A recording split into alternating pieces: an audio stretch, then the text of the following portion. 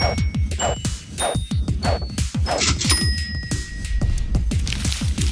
you tired of not being able to differentiate between simile and metaphor? Don't worry, you are not alone. Besides, you have stumbled across the right video, as this will help you understand the difference and also be able to implement it to the best of usage for better expression while writing creatively. At the very beginning, let us understand with clarity that both simile and metaphor are literary devices which are used in figurative language. You will find plenty of them once you learn to identify them. Moreover, you will also be able to use them effectively to make your writing more poetic and persuasive. They are most commonly used in poetry, prose, and songs. Now let's begin finding out the differences between them. Although both are closely related and are used for the purpose of comparing things, they do not entirely mean the same and are unique in their application. A simile is used for comparing two unlike things having some similarities in order to give rise to a meaning which is completely new.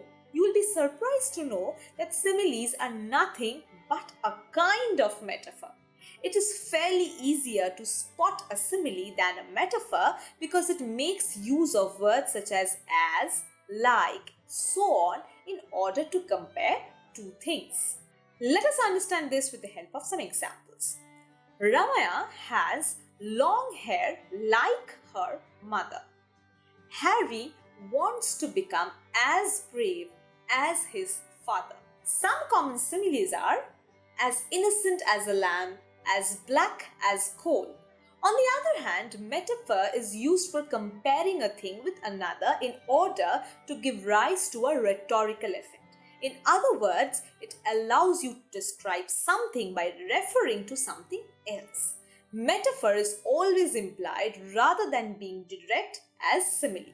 Metaphors tend to be complex as they are used to provoke deeper thinking. The best way to understand is with the aid of some examples. Let's look at some. Ramaya's voice was music to his ears. His office was prison. Here, in the first example, it is implied that Ramaya's voice was like music to his ears, while in the second sentence, it is implied that his office was like a prison. Some common metaphors are like, time is money, life is a roller coaster ride.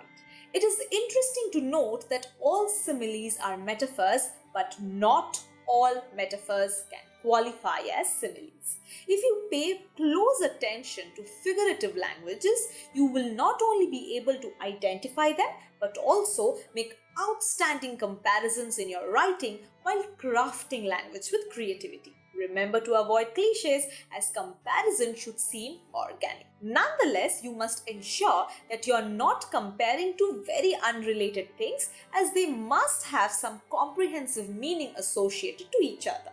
With this tutorial and some practice, be sure to make use of metaphors and similes as effective tools. If you like this video, do not forget to share your comments with us, like the video, share it with your friends, and of course subscribe to our channel. We will be back with more interesting videos. Till then, happy reading.